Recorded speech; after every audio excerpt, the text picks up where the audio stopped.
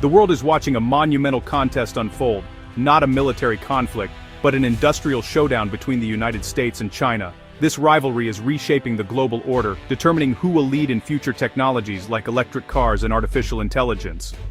The outcome will define jobs, prices, and the stability of international trade. It's a story about the future of the global economy, with effects felt everywhere, from Southeast Asia's factories to American households. At its core, this is a clash of economic philosophies.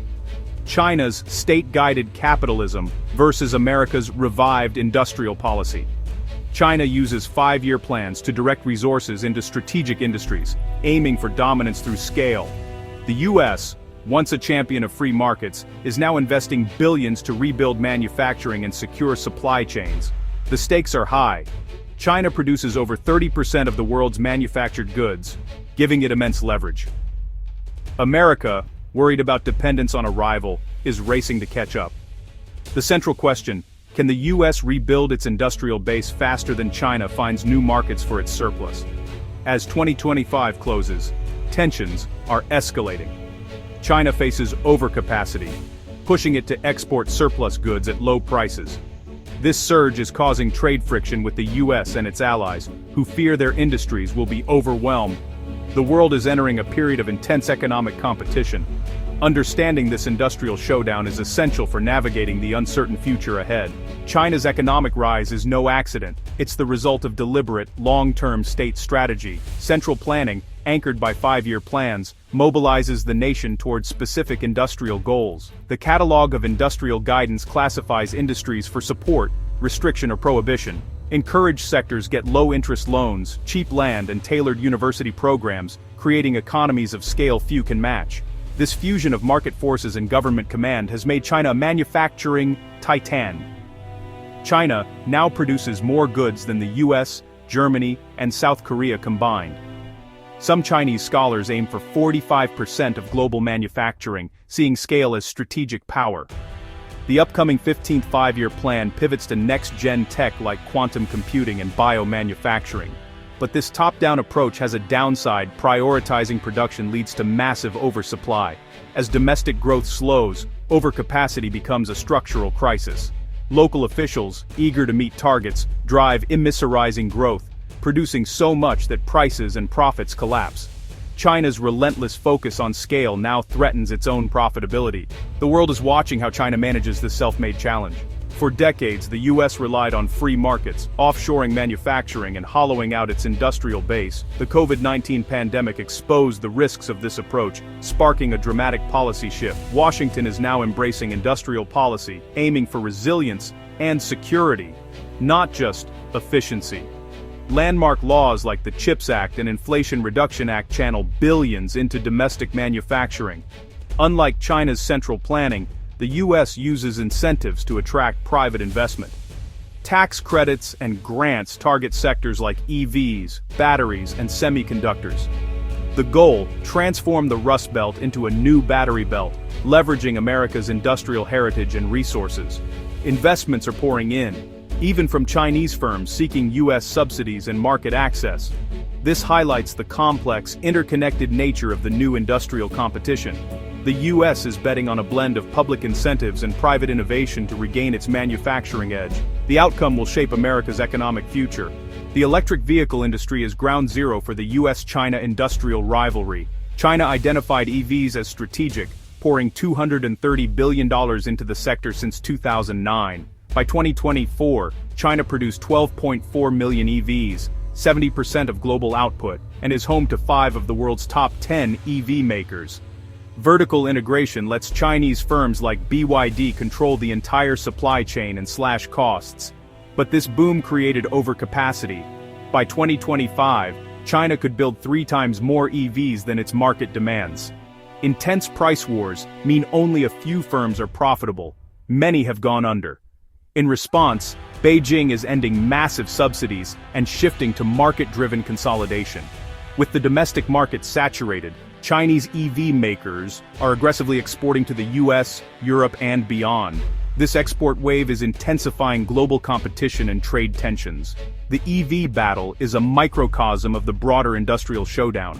China's state-driven industrial policy has led to systemic overcapacity across sectors: steel, solar, batteries, and more.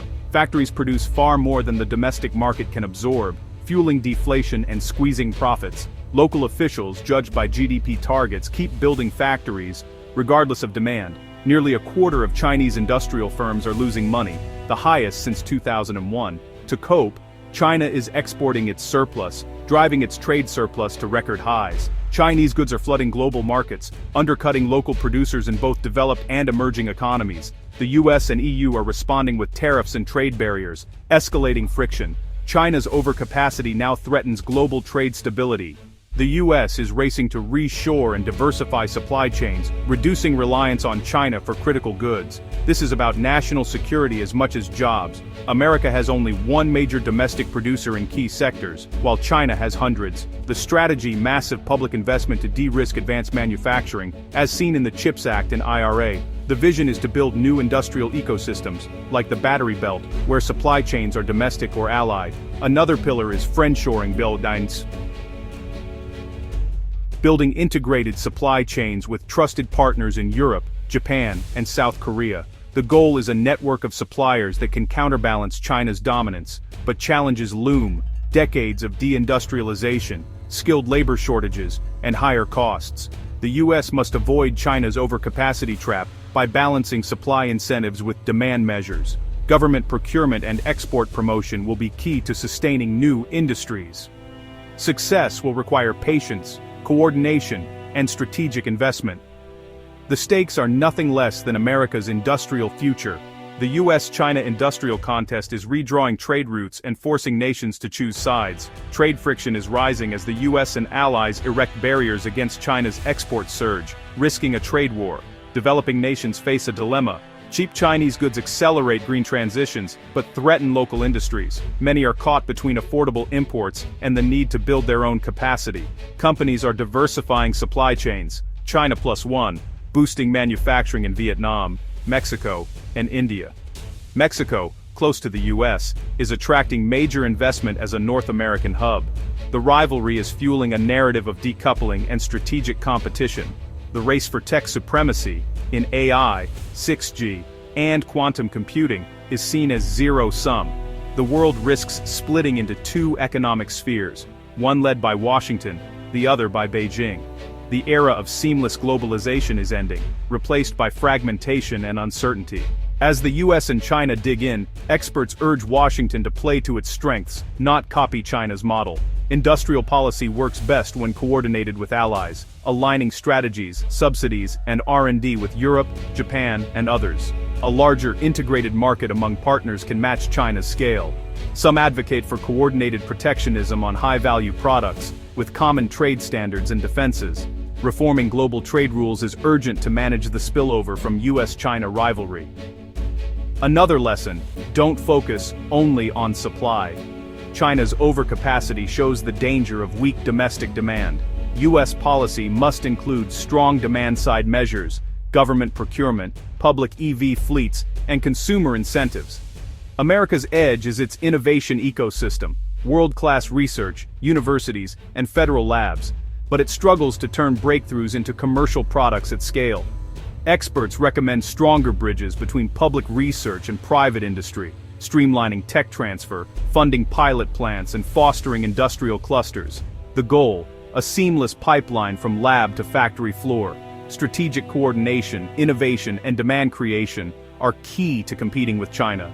The next phase of industrial policy will test America's adaptability. The US-China industrial showdown is the defining economic contest of our time. It marks the end of unfettered globalization and the start of strategic competition. China must manage overcapacity and pivot to sustainable, innovation-driven growth. The US is rebuilding its industrial base, betting on incentives and alliances. The outcome will shape technology, jobs, and the global economy for decades. Choices made now, on tariffs, subsidies, and partnerships, will echo for generations. This is not just geopolitics, it's about the products we use and the world we inherit. The industrial showdown has begun, and its outcome remains uncertain.